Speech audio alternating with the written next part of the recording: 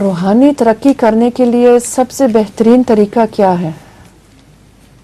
روحانی ترقی کے لیے دعا ہی ہے، اس سے بہتر اور کوئی ذریعہ نہیں۔ دعا کرے انسان اگریہ وزاری کے ساتھ کہ اللہ تعالیٰ مجھے روحانی ترقی عطا فرما اور میرے دل کے زنگ دور کر دے۔